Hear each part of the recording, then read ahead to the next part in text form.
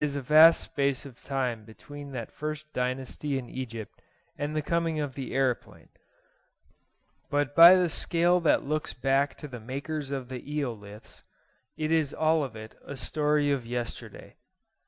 Now during this period of 200 centuries or more, this period of the warring states, while men's minds were chiefly preoccupied by politics and mutual aggression, their progress in the acquirement of external power was slow, rapid in comparison with the progress of the Old Stone Age, but slow in comparison with this new age of systematic discovery in which we live. They did not very greatly alter the weapons and tactics of warfare, the methods of agriculture, seamanship, their knowledge of the habitable globe, or the devices and utensils of domestic life between the days of the early Egyptians and the days when Christopher Columbus was a child. Of course, there were inventions and changes, but there were also retrogressions. Things were found out, and then forgotten again. It was, on the whole, a progress, but it contained no steps. The peasant life was the same.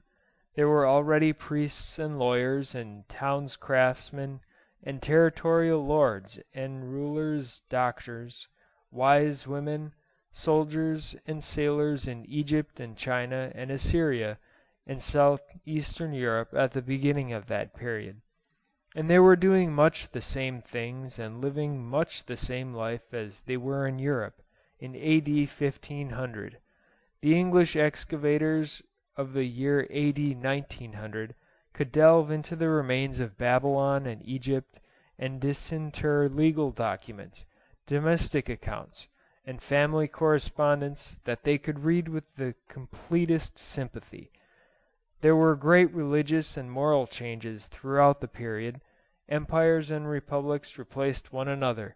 Italy tried a vast experiment in slavery. And indeed slavery was tried again and failed, and was still to be tested again and rejected again in the New World.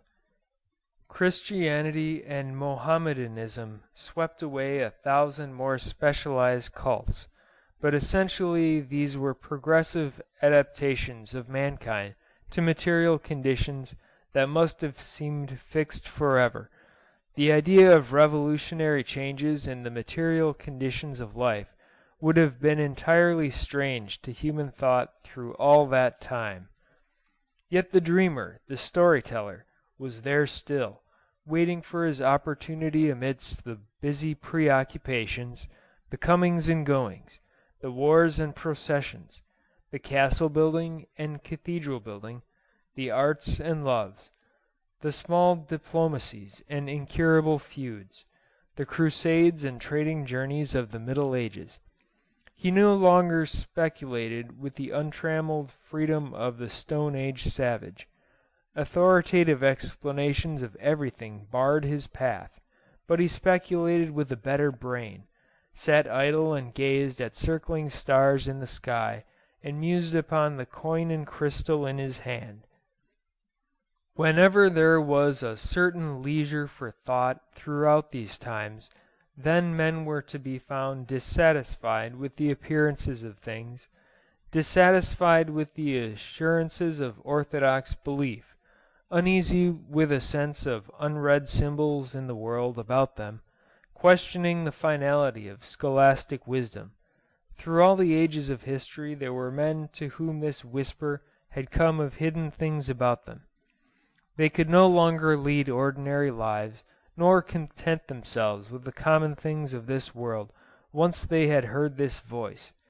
And mostly they believed not only that all this world as it were a painted curtain before things unguessed at, but that these secrets were power. Hitherto power had come to men by chance, but now there were these seekers seeking among rare and curious and perplexing objects, sometimes finding some odd utilizable thing, sometimes deceiving themselves with fancied discovery, sometimes pretending to find. The world of every day laughed at these eccentric beings, or found them annoying and ill-treated them, or was seized with fear and made saints and sorcerers and warlocks of them, or with covetousness and entertained them hopefully, but for the greater part heeded them not at all. Yet they were of the blood of him who had first dreamt of attacking the mammoth. Every one of them was of his blood and descent, and the thing they sought, all unwittingly, was the snare that will some day catch the sun. Section 3. Such a man was that Leonardo da Vinci, who went about the court of Sforza in Milan in a state of dignified abstraction. His commonplace books are full of prophetic subtlety and ingenious anticipations of the methods of the early aviators. Dürer was his parallel, and Roger Bacon, whom the Franciscans silenced, of his kindred. Such a man again in an earlier city was Hero of Alexandria, who knew of the power of steam 1900 years before it was first brought into use. And earlier still was Archimedes of Syracuse, and still earlier the legendary Daedalus of Knossos. All up and down the record of history, wherever there was a little leisure from war and brutality, the seekers appeared, and half the alchemists were of their tribe. When Roger Bacon blew up his first batch of gunpowder, one might have supposed that men would have gone at once to the explosive engine, but they could see nothing of the sort. They were not yet beginning to think of seeing things. Their metallurgy was all too poor to make such engines, even had they thought of them. For a time they could not make instruments sound enough to stand this new force, even for so rough a purpose as hurling a missile. Their first guns had barrels of coopered timber, and the world waited for more than 500 years before the explosive engine came. Even when the seekers found, it was at first a long journey before the world could use their findings for any but the roughest, most obvious purposes. If man in general was not still as absolutely blind to the unconquered energies about him as his Paleolithic precursor, he was at least purblind. Section 4. The latent energy of coal and the power of steam waited long on the verge of discovery before they began to influence human lives. There were no doubt many such devices as Hero's toys devised and forgotten, time after time, in courts and palaces, but it needed that coal should be mined and burning with plenty of iron at hand before it dawned upon men that here was something more than a curiosity. And it is to be remarked that the first recorded suggestion for the use of steam was in war. There is an Elizabethan pamphlet in which it is proposed to fire shot out of corked iron bottles full of heated water.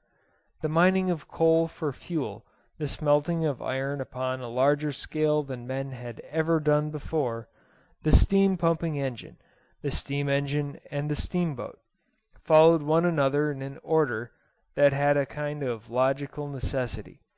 It is the most interesting and instructive chapter in the history of the human intelligence, the history of steam from its beginning as a fact in human consciousness to the perfection of the great turbine engines that preceded the utilization of intermolecular power.